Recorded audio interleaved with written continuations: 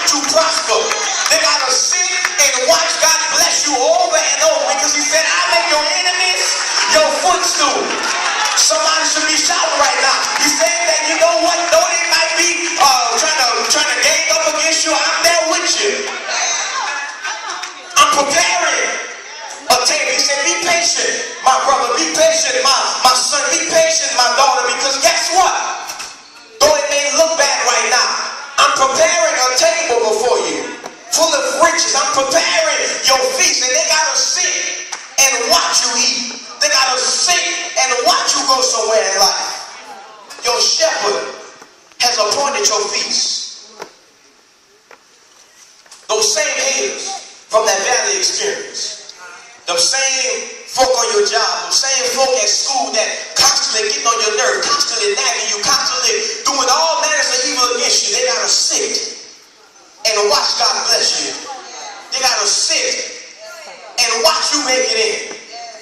I heard somebody say that everybody gets a chance to go to heaven, but some of them only gonna need to pack an overnight bag, because they're gonna watch you go in. They're gonna watch you grow. They're gonna watch you prosper. They're gonna watch Oakland get filled. They're gonna watch me get blessed. The last thing is, your shepherd has obligated you to overflow. He has obligated you to overflow. Look what he says here in the English. He says, surely. Somebody say surely. Something about that word surely. It's something about that word surely. That word surely provides confirmation. That word surely is a promise. He says, surely goodness and mercy shall follow you all the days of your life. In other words, he has promised that because you are anointed, you are obligated to unlimited blessings. So many people say that serving the Lord gonna pay off after a while. Yeah, that's true. But I'm a firm believer that it'll pay off right now. That I'm gonna see some of the fruit of my labor right here on earth. You are obligated to unlimited blessing. Surely, goodness and mercy, meaning it's got to happen.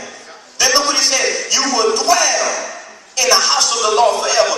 That you might see some blessings down here on earth, but none of that compares to what's coming. Hold on, young soldier. Hold on, my brother. Hold on, my sister. I understand that the going might get tough, and the road might get rough. Somebody says that time is filled with swift transition. Lord, by earthly unmoved.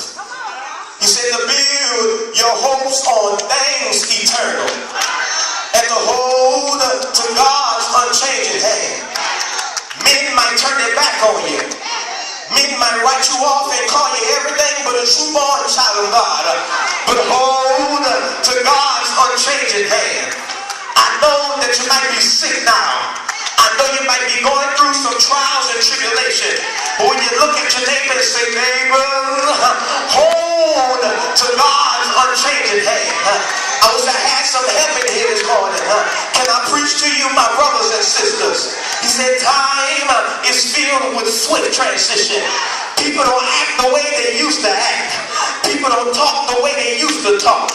People don't walk the way they used to walk. But I'm so glad that I can hold to God's unchanging hand.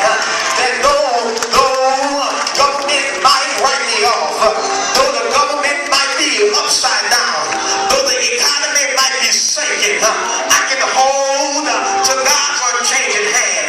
He said that I won't change on you. He said I'm the same yesterday, the same tomorrow, and the same forevermore.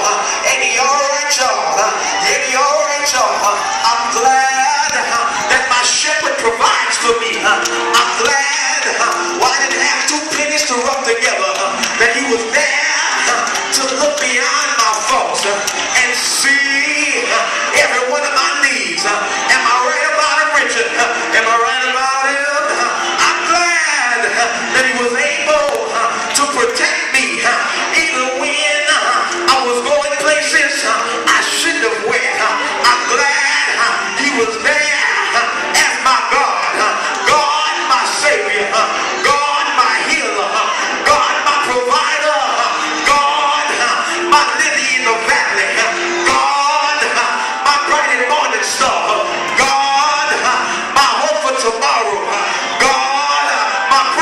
troubled water. I'm glad that he was there all the way.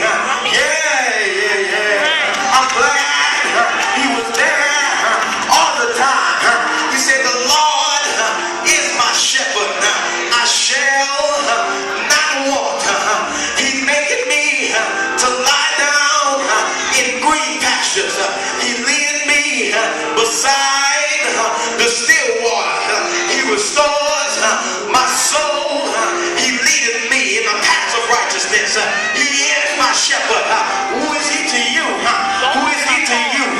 You got to get it right on your own. I can't do it for you. I stopped out here to tell you one day, chip for a stall, can't take care of it all. I stopped out here to tell you that one day, Marvin thought it ain't gonna be one call that's all. Every tub has got to sit on his own bottom.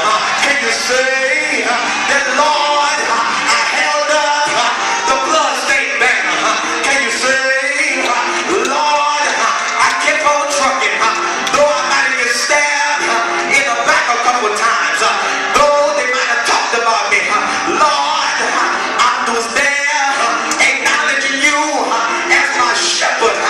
Lord, I was there keeping on, keeping on. Is there anybody here that can stand up and say, for God I live and for God I die? Why, preacher? Why should I live for? Why should I die for?